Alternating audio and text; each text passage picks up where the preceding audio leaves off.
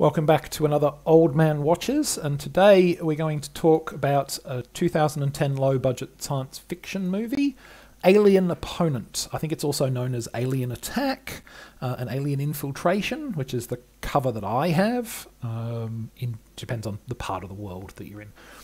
This is a low-budget science fiction movie, quite recent, only a decade ago. God, time flies. And the premise of the film is as simple as it is kind of goofy. A young widow wants to inherit her husband's considerable estate, but she needs his body as proof of death. Unfortunately, he died in a junkyard, and at the same time as he died, an alien spaceship crash-landed there. And the alien has turned the junkyard into its domain while it tries to repair its vessel and leave the planet, and it's pretty hostile to anybody who comes into the junkyard. It's protecting itself. So she offers a cash reward to anyone who can kill it. And a whole bunch of weirdos turn up to try and earn the prize.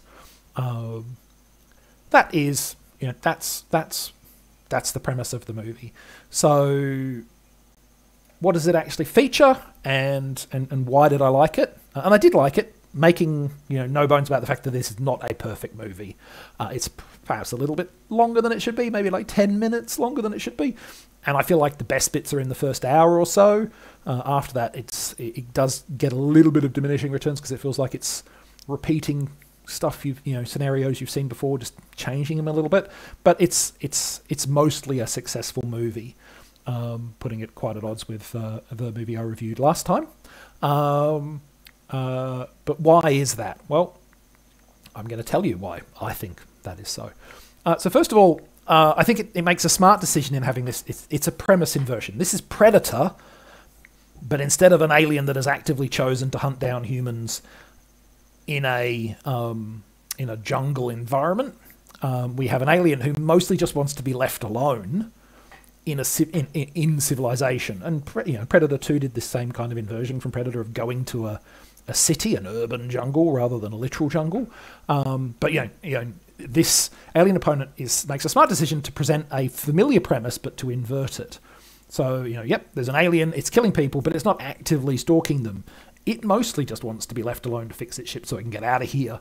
But there's lots of money at stake, so people are coming after it. And and the fact that it's set in a close to civilization means that all kinds of strange people can turn up with all kinds of different agendas for why they want to try and take down the demons. So you get Rowdy Roddy Piper as a gun-toting priest and the like, and all of this kind of stuff. And you can have all sorts of weird and crazy characters turn up, do their bit, get killed off, and move on. Rinse, lather, repeat, basically.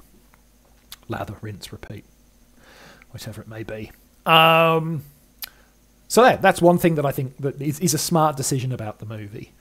The second thing that the movie does is it delivers satisfying surprises. It's easy to write a twist in a story. It's not always easy to make that twist satisfying or sensible. Often, people get so excited about they've come up with this twist that they hope that people will ignore the fact that it makes parts of the film not make sense anymore, or that it's not really actually satisfying. It's surprising because it's not satisfying. And it's not what you would expect to happen because it's clear what should happen to make a satisfying story, and to do something else is not what you expect because it's unsatisfying. And then why, but people do it because it's a surprise, right? This movie does a good job of having events not play out exactly as you might expect. You see characters and you think, oh, this is going to happen, and it doesn't necessarily happen. But events still play out in ways that make sense for the admittedly kooky scenario that the characters are in. So it does a really good job, I think, of having things that make you go, oh, I wasn't expecting that, but it doesn't feel completely random that it happened that way. And I'm, okay, yep, that's just part of how that makes sense in the context of this film. And cool, that's what you want to do when you're writing surprise moments in your film. And the third thing is that the film has realistic goals, but also goals that are sensible. So, this is a film made by people who know what they're making. They know they're making wacky science fiction schlock. And they don't try to make anything but wacky science fiction schlock. But they remember at the end of the day, this is supposed to be entertainment. And wacky science fiction schlock that's not entertaining does not a good movie make. And so they remember that the purpose of a film is to entertain the audience. It can do other things as well, but fundamentally that is, a purpose of pretty much any movie, is to entertain the audience in some way.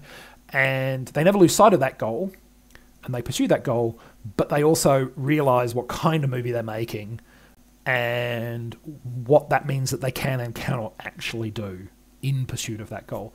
And so I think that's why this film works, is it takes some familiar stuff, it mixes it up a bit, and it does so, and it delivers a satisfying and entertaining film that works within its own limits. And that's a key thing. The satisfying and entertaining while working within limits. There's plenty of movies out there that work within limits but fail to entertain because they're more worried about, the financial return on their investment, than necessarily making a decent movie. This is a film that manages to balance its ambitions against its capabilities, while also remembering that its key ambition should be to be fun for the audience. So yeah, I mean, this is it's never going to win awards. Some of the acting's a bit ropey. The effects are obviously a bit ropey because it's a cheap film. At times they're a bit ropey, but it's a movie that achieves what it sets out to do, which is to be reasonably entertaining on a reasonable budget. So yeah, props to the people that made it for that.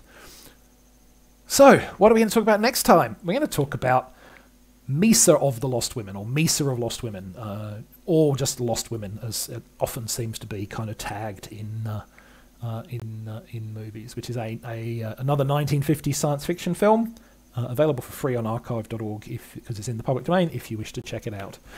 That will be next time. In the meantime, I hope you enjoyed this video, and thanks for watching.